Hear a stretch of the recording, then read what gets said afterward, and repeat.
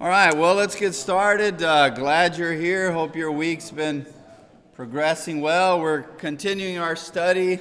We're getting close, right? Close to the end of our study on building a unique community of faith, the role of the Ten Commandments. We're on commandment number 8 today, so we've been walking through it for a while. So just a reminder, right? We're in Exodus chapter 20. The Ten Commandments are also in Deuteronomy chapter 5, and then a kind of abbreviated, well, parts of it are summarized, parts of it are kind of expounded, but a lot of it is just put together in Leviticus. So about 2.5-ish places there. So the idea here is just that. The title of our class is How to Build a Unique Community. Talking about Israel, right? In a world of people and their gods, how do you set apart a new community that's supposed to embody humanity as God intended? So there's all these different ways of doing humanity out there, reflecting the different gods, real or imagined, and then God calls out a family, right, all the way back to Abraham, and from that moment forward, he is rebuilding humanity as it's meant to be. So set apart than the way humanity is being done elsewhere. And the law, or the covenant, which includes the law, the 10 commandments, actually 613 commandments, 10 are kind of the heart of it, is to help mold this community into a people that reflect the exclusive presence of God, Yahweh, Lord God. Okay? So that's all there that we've emphasized. And the purpose of it, it's not to create an elite, segregated group over here and then the rest will burn in hell. It's actually to be a priestly nation, a nation that is to intercede between Yahweh and the people and Yahweh by the way they live. It's to be an expression of God's presence unto a world that doesn't exclusively have God. It claims these other gods. Okay, so it's never meant to be some elitist group. It was always meant to be representatives of God, which in essence is what humanity was created to be. In Genesis 1 and 2, to reflect the image of God unto this physical realm that we live in. So that's all there in Exodus chapter 20. Today we're looking at number 8, or verse 15 of chapter 20. You shall not steal. Well, after careful analysis, and I studied the Hebrew and spent hours deciphering this, here's what it means. You shall not steal. So thanks for coming. Go ye and don't steal. How much more time do I have today? So yeah, okay, listen, the very obvious meaning to it is just that. And it doesn't expound upon it. So I went to Deuteronomy 5, and guess what it says there? Thou shalt not steal. And then I went to Leviticus, and guess what it says there? Don't steal. So I'm thinking it means don't steal. Now, that's intuitive, right? We understand. It makes kind of for a rough community if we're just taking from each other. Well, my neighbor's got 2 donkeys. I got none. I think I should have one of his. It just doesn't make for very neighborly kind of community, right? You can't steal, take, cheat, oppress, that kind of concept. And of course, I think it's still that meaning. Don't steal. Well, but let's illustrate that, shall we, to give you perspective that it has, the meaning is the same, but it has deeper application. So let's illustrate that in a couple places. One is, let's go to everybody's favorite prophet, Hosea. Hosea. How many sermons have you heard from Hosea? How many VBS plays have you watched on Hosea? I'm going to guess a total of 0. And here's probably why. So Hosea, the book of Hosea is probably a summary of, or a collection of all these sermons and speeches that Hosea gave for about 30-year period, okay? This is his prophetic active ministry was about 750 to about 700 and almost 20-ish there before Jesus, okay? His active ministry, just borders upon the destruction of the northern 10 tribes by Assyria. And basically his 30 years was destruction is coming. And they didn't listen, okay? So by now, we have, let's back up a little bit, okay? So we have Israel finally wants a king, right? They want to be like everybody else. Because, of course, everybody else, they got the solution, right? Why don't we just be like the folks down the street? Because they surely know what they're doing, kind of mindset. And so Israel wants to be like everybody else. They want a king. Samuel is like the last judge, first prophet-ish of sorts to the royal lines. And he anoints the first two kings, and he's kind of the prophet of God unto them. He doesn't want to do this, but the people are complaining and whining, and they want a king, and God says, you know what? Sometimes, side note, sometimes the worst punishment you can give your children is to give them what they want. And God says, let's give them a king, right? They want a king, but explain to them, here's what's going to happen. They're going to raise taxes upon you. They're going to take your children and make them, their soldiers. They're going to explain. And they're like, yay, vote for kings, right? And we still do that today, but that's a different thing. So here we go, and we have Saul. Starts out well. He looked kingly, very tall, handsome. I don't know what it means to be tall. I understand part of the statement there, but not tall. So you have Saul. That's right. Humility is my greatest quality. So you have Saul, and he starts well, doesn't end well. And then you have King David. Starts well, bumpy in middle there, kind of ends well. Some serious family issues. And then you have Solomon. Right? Solomon takes the kingdom, like in the terms of finances and world presence, and best probably it ever has been to this day included. But he had a small problem. He had a lot of wives, Wouldn't that be an interesting reality show? Solomon's 1,000 wives, the first 1,000 episodes would just be introducing each one of them, then the drama begins. But so the kingdom after him splits. Last 3 kings, 120 years, and then the kingdom splits. So the united tribes of Israel aren't very united. 10 tribes go up north and call themselves Israel. Samaria's the capital. Some of the 2 bigger tribes, Judah's one of them. They're the southern tribes of Judah. There's 2 tribes there, and Jerusalem is the capital. Okay. You add a couple hundred years to that, Israel, the northern, immediately, both tribes or both new kingdoms start to do in an extreme way what Solomon was doing somewhat conservatively, which was listening and valuing, creating opportunities for other gods. So as soon as he dies, the kingdom splits. The north, his son takes the north. One of his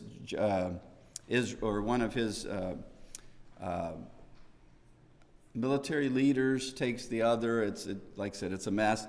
Immediately, they go idolatry galore. Immediately. Well, so there's prophets sent like Hosea, and this is towards the end of the northern tribes. They will be destroyed, like almost annihilated, never to be the 10 tribes of Israel again by the Assyrians. Horrible people. The Assyrians would skin you alive and then cut your head and put it on the stake to say, yeah, we're in charge. I mean, that kind of horrible people. So they'll be destroyed. Well, leading up to that destruction, right, kind of trying to warn them, you have Hosea.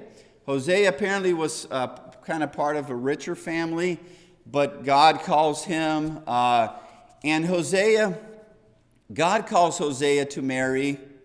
Anybody ever watched Pretty Woman, the movie, Julia Roberts? Like that, but not as romantic, right? He ends up marrying Gomer, who is a sex worker. And he has 3 children. They have 3 children. One of their children is called Not My People. The other, that's Not My People Junior, right? The other are called Not Loved. I can't remember what the third, but it's something doomsday like that, right? So imagine here's the prophet of God who marries a sex worker and has 3 children, and they're all named doomsday stuff. Yet, unlike, like I said, Pretty Woman, it's kind of romantic and comes out of that life and all that. Gomer keeps going back to that life to the degree that she sells herself. She's like in sexual slavery debt. She puts herself back into that.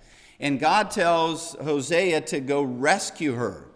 Can you imagine the shame? This is an honor and shame culture. You think folks talked? Oh, folks talked, right? Folks talked. And so Hosea, with that backstory, which you think would really kind of kill his credibility, in a lot of ways it did, you have Hosea say things like, let's go to Hosea chapter 4. Hosea chapter 4. Hear the words of Yahweh, you Israelites, because Lord, or Yahweh, has charge to bring against you who live in this land. And here's kind of a summary of what he says for a lot of chapters, or 30 years worth. There is no faithfulness, no love, no acknowledgement of God in the land. There is only cursing, lying, murder, stealing, adultery. They break all bounds or all bonds, and bloodshed follows bloodshed. So I read up on some of this. So there was a very small, rich segment of that society. Most of Israel, northern Israel, were just your workers, like kind of day laborers, like working today to eat tomorrow. And the upper echelons, which included some priests. So that's part of the problem. So included some priests who had the favor of the courts, these rich folks. That doesn't sound like ever our society, does it? Who had the favor of the courts, who had money behind them, who could really do whatever they want. And so a lot of these poor workers were having their lands like taken because they were in debt. They were having basically stuff stolen from them. There was adultery, there was immorality, and the rich kept getting away with it because, well, they were the rich. And so here's Hosea, which apparently kind of grew up in that upper echelon, but being very critical of the powers that be, once again, as he has his wife running around, doing her thing. And verse 3, because of this, your land dries up. All who live in it waste away. The beasts of the field, the birds in the skies, and the fish in the sea are all swept away. But let no one bring a charge, let no one accuse another. For your people are like those who bring charges against the priest. Like, here's what he's saying. Hey, you can't even go complain. You can't even take your case up to the courts. Don't even bother. Because they just kind of... the people that are using and abusing you are going to get a pass. So don't even go to the courts. Don't even do that because nothing will go well for you. Let's see. Verse 5. You stumble day and night, and the prophets stumble with you. In other words, the religious leaders are not any helpful. So I will destroy your mother. It's talking about Israel. My people are destroyed from lack of knowledge. You ever hear that verse? Because you have rejected knowledge, I also reject you as my priest. Now he's talking to the religious leaders who were supposed to do better, know better, teach what was right. Because you have ignored the law of your God, I also will ignore your children. The more priests they have, the more they sinned against me. They exchanged their glorious God for something disgraceful. And on and on and on. So it's like the more preachers they have, the worse they are. So it's a horrible mess. And part of that mess, and this is important, it just kind of, we just have a little one-liner there and we just move forward. Part of this mess is you have those with power stealing from those that have no power. And once again, these are supposed to be God's people. If you read the covenant, if you read the 613 commandments, there isn't supposed to be all this pecking order of like people ruling over each other. They weren't even supposed to have a political elite. But they wanted to be like everybody else. And what does everybody else look like?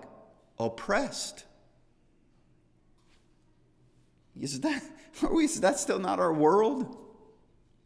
The majority of humanity are basically working today to eat tomorrow. And they get the short end of the stick. Just all the way down. Politics, socioeconomic, social justice, equality, all just oppressed. So their humanity, their livelihood, their rights are being stolen. And those that should know better, like the priests that were supposed to be intercessors between God and a broken people and God, the more priests you have, the worse that community and that society was. They're participating in this abusive social order. So that's already a mess. And does God take this serious? 722, Assyrian comes and literally wipes it down to nothing.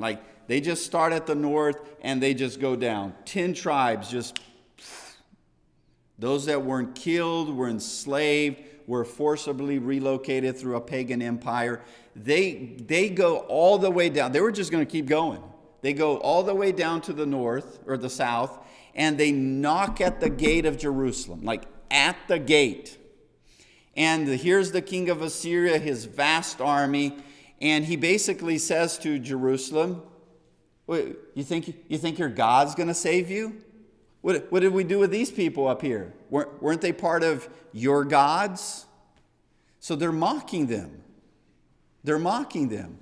Now, because of prophets like Isaiah, the South they'll listen-ish for about 100 so many years, 130 years. They listen, and so the king of Assyria is called back to Assyria because there's some border issues up north. So he returns, he goes back. The army, most of the army stays. I mean, they're going to annihilate everything. So he goes back, he goes to his temple of his gods to pray before he moves on to deal with another mess. One of his children murders him in the temple of their gods. And so then the whole army is recalled. I mean, the entire people of God is almost completely annihilated. I mean, by just that close. Okay, that close. But the 10 tribes of the north get this brutal, horrible punishment because, in part, they were also stealing. Once again, I don't think that just means somebody took an apple from somebody. It's a society of abuse, of oppression, of taking from those that already have little to give. And it's the powerful ruling in an abusive, kind of oppressive, stealing way. Well, let's skip a little and go to Jesus, Matthew chapter 21. Matthew chapter 21. Surely humanity learns from its previous messes, don't we? Aren't we like really good at history and learning and doing stuff better? Yes, sarcasm is also one of my talents, so I hope you hear it there. No, we are horrible. It is only by the grace of God humanity still exists. We're like a generation away from just poof. We're that unaware of our history.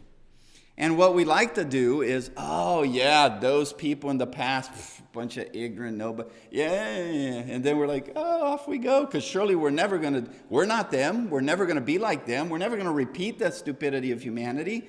And then we do. And then we do again. And then we do again, and then welcome to the entire existence of humanity. It's just this cycle of repeat. And so we move now 720 years to Jesus, right? Once again, the north was completely annihilated.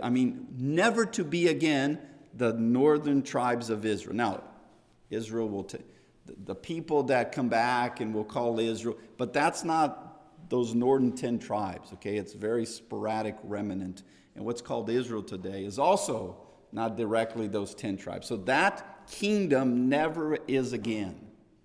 Okay, never is again.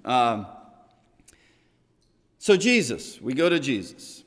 Jesus, Matthew chapter 21 to 28 is Jesus' last week before the cross. Okay, so we've been on a journey towards Jerusalem, previous chapters. It's this long journey. It's a pilgrimage once a year around what we call a Passover. Or Easter, it's kind of morphed into Easter, and that. So the Passover celebration, they were celebrating a 1,500-year-old celebration when Israel was being oppressed by the Egyptians. This is the time of Moses, 1,500 years before Jesus. 1,500 years before Jesus. So the 10 plagues, which was a smackdown between Yahweh and the gods of Egypt, Yahweh wins, and the 10th plague is death. Right? So the 10 plagues are a reverse of creation. It's really super cool. Creation, Genesis 1 and 2, there is 10 utterances of God that bring creation into existence. Now here, out of 10 utterances of God, we have creation in reverse unto death. It's really cool. We don't have time to do all that, but so they're free, the 10th plague, the blood of the lambs, death passes over, and so they are freed from slavery and oppression of a ruling empire, an imperialist empire. They are free from death, and then it creates the opportunity for them to be molded into God's people. That's what they celebrate for 1,500 years.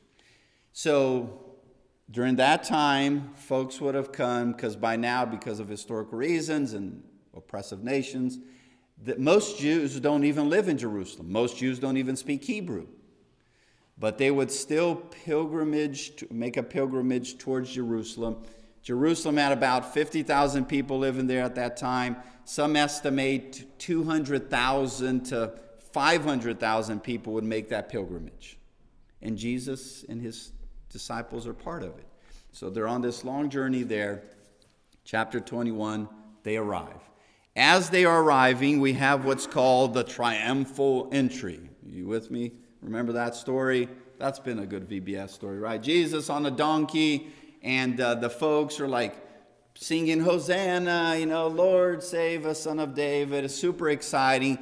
And there's this big triumphal entry. Here's the important point to note. The folks that are super thrilled and excited are those that have been on this pilgrimage with Jesus.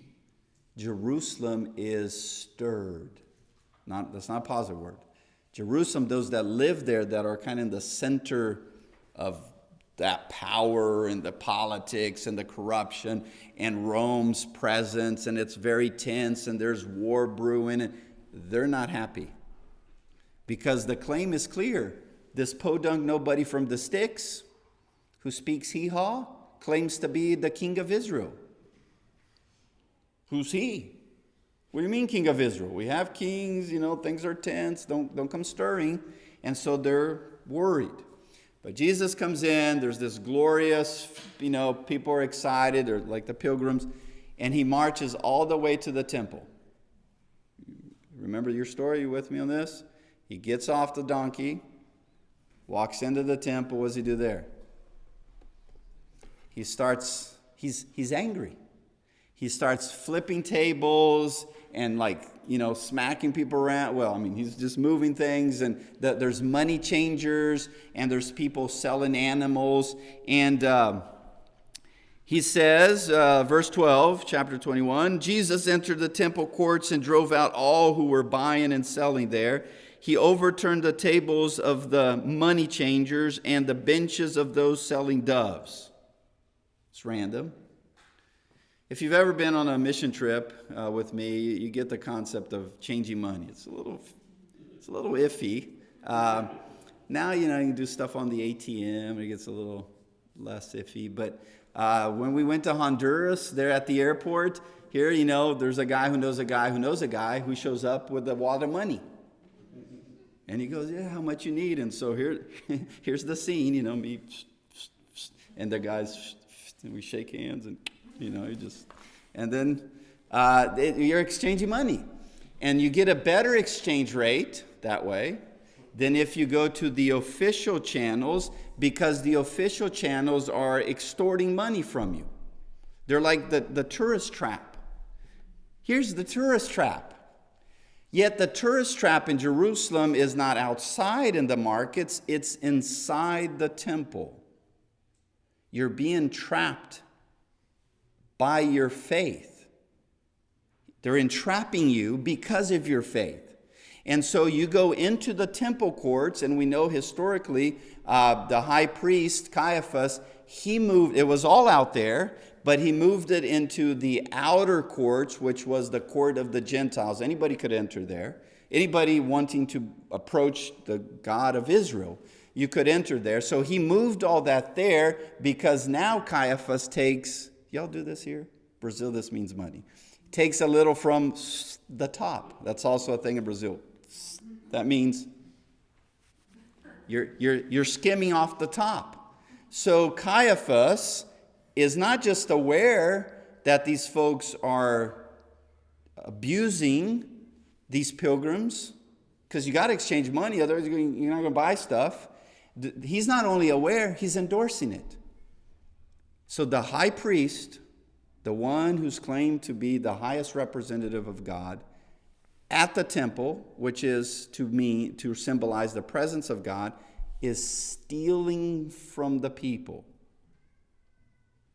Stealing from the people. Interesting that it also says that he overturned the tables of those selling doves. They're selling other animals. Why does Matthew specifically mention doves? Okay, you needed an animal to go die on your behalf. That's part of what you're going to Jerusalem to do. It could only be done at the temple. So if you wanted, you could bring little lammy with you, but it's kind of rough. Kill your pet. The kids get all, paranoid and scream and stuff. So you just bring money, and you could buy a lamb, and then that lamb would also be prepared, and you would eat part of it, as the whole thing of the Passover meal and so forth. But that was kind of expensive. Or God had a provision for the poorest of the poor could still have something sacrificed on their behalf, but pigeons. So when Jesus goes specifically to the tables of those selling pigeons, those were, in Jesus' mind, the worst of the worst, because they're extorting from the poorest. They're stealing from the poorest of those that are trying to approach God. Now, once again, all of that validated by the powers that be, because they're also stealing, right? They're also skimming from the top.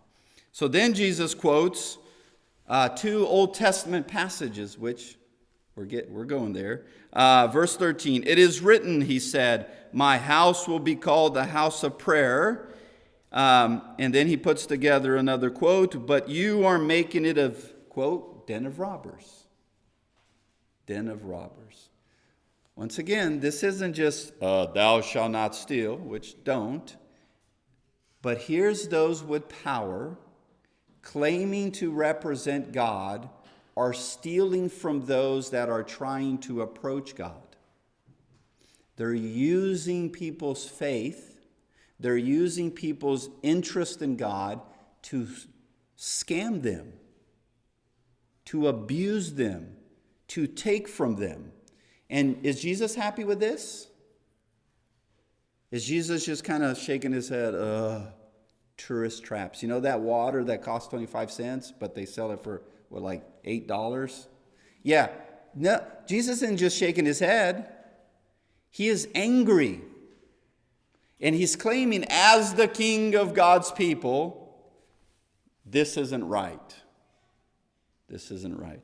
Worse, not just that, they're especially taking from the Gentile. The Gentiles, that's the court of the Gentiles. So those that live in Jerusalem, they don't buy stuff there.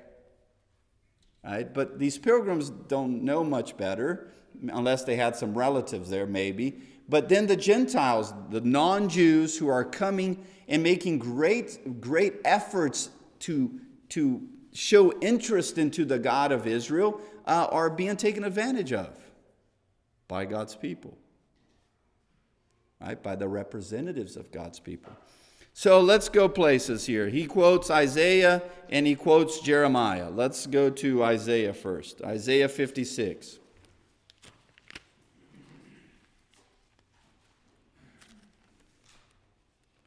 Isaiah 56.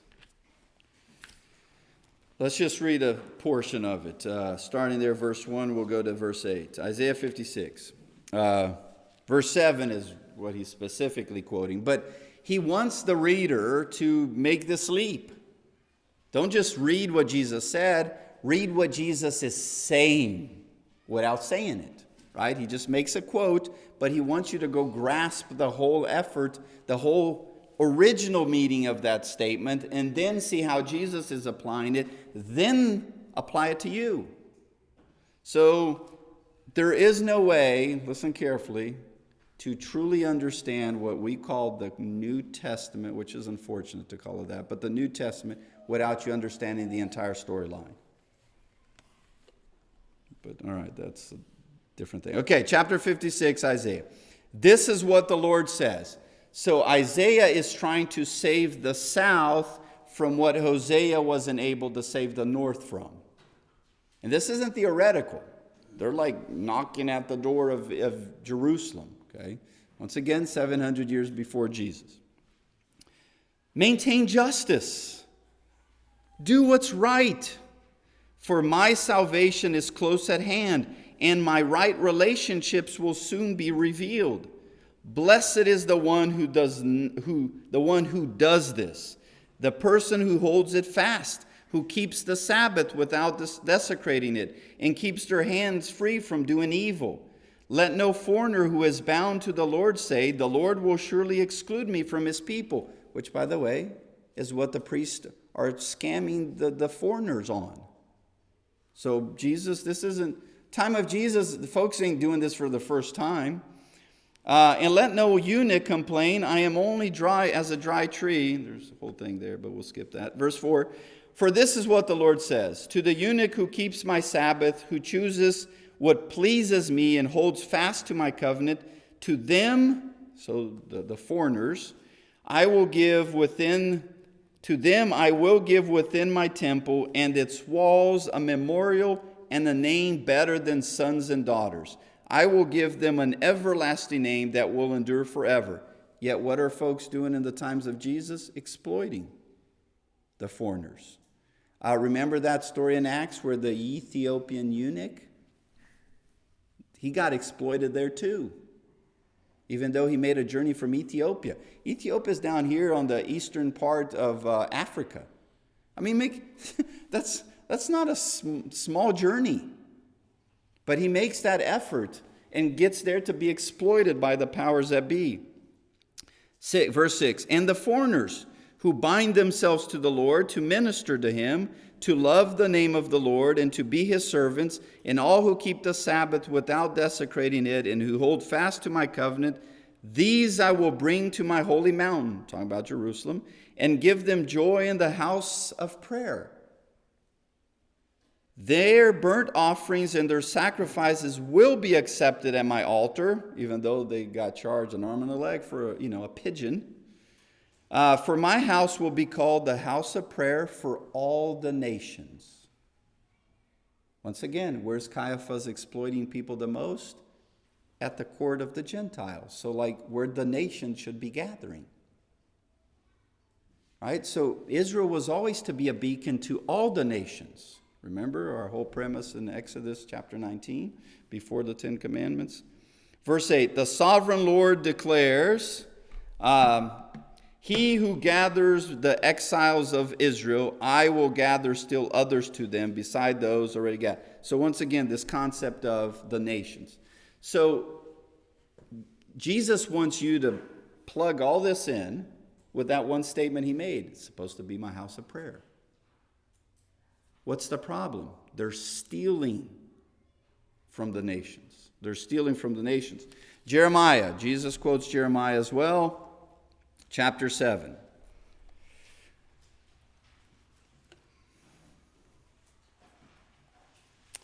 Chapter 7 through 11. Chapter 11, verse 11, chapter 7, 1 through 11. Verse 11 is what Jesus is quoting, but he wants you to plug all this in. This is the word that came to Jeremiah, and this is, so Israel, the south is saved because they listened to Isaiah. 130 years later, the south is back to the same mess, and they don't listen to Jeremiah, and now they're going to be destroyed by the Babylonians, including the temple being burnt to the ground, which in the time of Jesus, 37 years after, because they didn't listen, and they stole, and they killed the Son of God, the temple is going to be destroyed by the Romans. So Jesus is just paralleling the mess. We're repeating the mess. So verse 1. This is the word of the Lord that came to Jeremiah. Stand up at the gates of the Lord's house, so at the temple, and there you proclaim this. Hear the word of the Lord, all you people of Judah, who come through these gates to worship the Lord. This is what the Lord Almighty, the God of Israel, says. Reform your ways and your actions, and I will let you live in this place.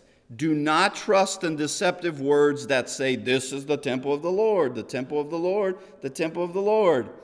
If you really change your ways and your actions and deal with each other justly, if you do not oppress the foreigner, which they're doing in Jesus' day, the fatherless and the widow, and you do not shed innocent blood, which they're about to do with Jesus, if you do not follow other gods to your own harm, then I will let you live in this place, in the land I give your ancestors forever. But look, you are trusting in deceptive words that are worthless, like the preachers at the time. We're just giving them the line. Oh, this is the temple of the Lord. Of course we're doing God's work. Verse 9. Will you steal? Let me repeat that again. Will you steal and murder, commit adultery and perjury? Listen, he's just kind of reframing the Ten Commandments. You guys keep breaking it. You keep breaking it. Verse 10, and then, so you do all this mess, then you come to my house, which bears my name, and you say, listen, we're safe. Safe to do whatever detestable things we want. Verse 11, how has this house, which bears my name, become a den of robbers to you? But I have been watching, declares the Lord.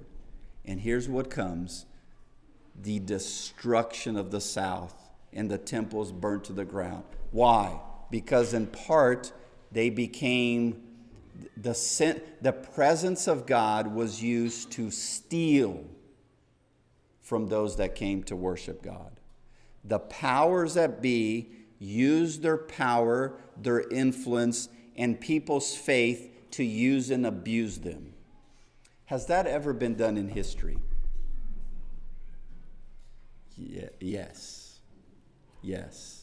Have we ever used religion, faith, the name of God to use and abuse and oppress people? To take, to validate people taking, to steal? And be it justice denied, be it money taken, be it land stolen, be it people's dignity stolen. Yes, we have done it, and sadly we keep doing it. God was not kind to that then. He did not turn his face from it. Punishment came. So when it says, thou shalt not steal, it's serious. That's short. Sounds intuitive, but God takes it seriously. And that's the kind of community that we're supposed to be, is one that does not take, oppress, use and abuse. The powerful don't use their power to take. Once again, oh, humanity, humanity. Why do we keep making the same mess over and over? All right, next time we are going to get into you shall not give false testimony against your neighbor. Should be exciting. Go ye and thou shalt not steal.